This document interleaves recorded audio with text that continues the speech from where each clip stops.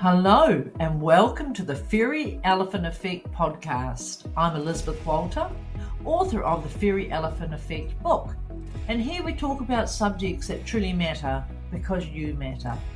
Everything starts and ends with you. This is a space where I share my own journey recovering from complex post-traumatic stress disorder, living with severe anxiety, panic attacks, phobias, and the heavy weight of poor self-beliefs and life stories that kept me very stuck. But this isn't just about my story. Here we shine a light on transformation, on what happens when we change our narrative, reclaim our worth, and move into new and powerful chapters of our life. You hear conversations, reflections, and inspiring interviews with people who have rewritten their stories and stepped into lives they never thought possible. So if you are ready to release what no longer serves you, embrace what does, and discover the truth of who you are, this is your place.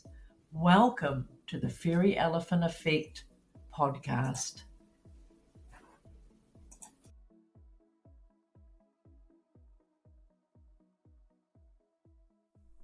Hello to everyone. How are you this week?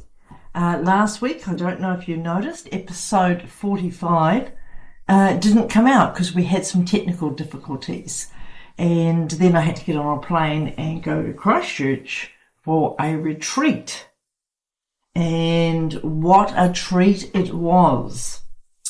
Now, a little bit of a backstory. I am 65 soon, but I have never travelled overseas. Actually, I have very seldom have I travelled on a plane because I had a phobia about planes. I didn't mind the takeoff or the landing. For me, for many years, when I was going through my post-traumatic stress disorder, that was clinically decided. But before that, I had various mental health issues that didn't have a diagnosis. And at one point in my life, I think when my second child was a baby, I was in a situation where my mother wanted me to go overseas with her. Now, going overseas with my mother was very emotionally charged. I was going over to go and get my sister who was unwell and to see another sister who was not treating my sister very well. And for me, it was just too much. I was emotionally overwhelmed, and I really believed there'd be no ear for me. I mean, it was a phobia. Phobias come from something. So I couldn't get on a plane.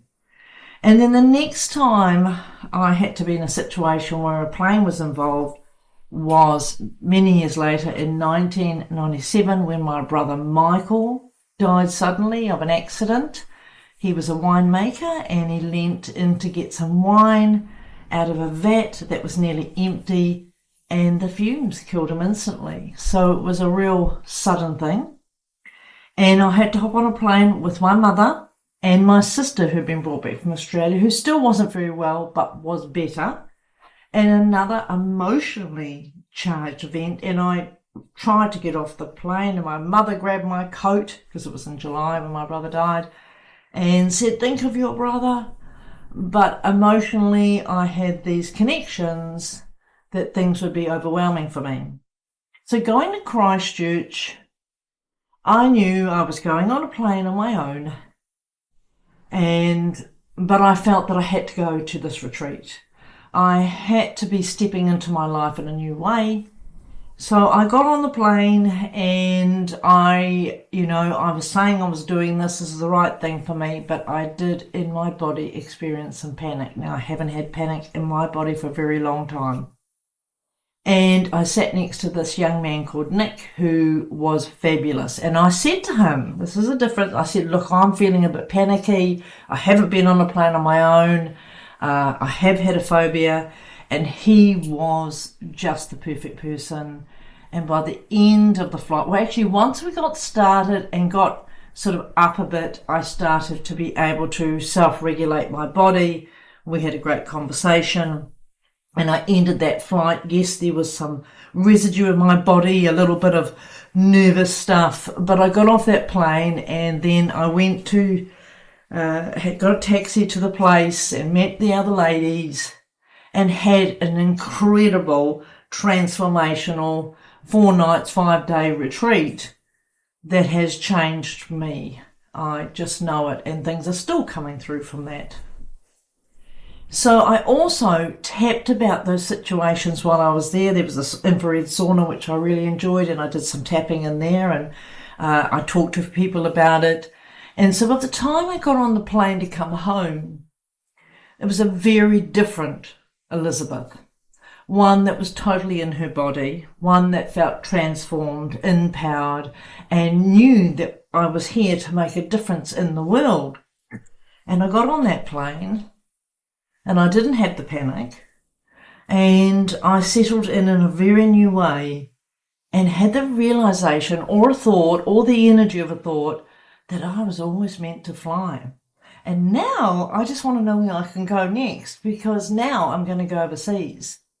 It broke something apart, something that had been holding me ransom for a very long time, and I'm really proud of myself, and I have grown in that. And I'm going to be having a retreat in the Manawatu area next year, and I would love for you to join me, because I now know why retreats are so important. It's when you are saying yes to yourself in a very specific way. And it might challenge you, it might stretch you. You may feel a little bit triggered, because I certainly was triggered by a couple of things over the retreat. There were things that came up, but it gave me the opportunity to look at them. So that's really what I want to talk about today, about me getting over my fear of flying, how I feel more empowered in my body, how proud I am that I took that step, and knowing that it has opened up a whole lot of opportunity. Come to the realization that I am here to help people become better at being them, to help people find the purpose, activate their power, and live in passion in this world. That's what I'm here for. And if you ever want to work with me, you can come and work with me one-to-one, or you can join my group program, the Elevator Group, and come into these calls once a week where we are powerfully going to help each other rise, because all boats can rise on the tide. Thank you for joining me again in the Fairy Elephant Effect. I will talk to you again next week.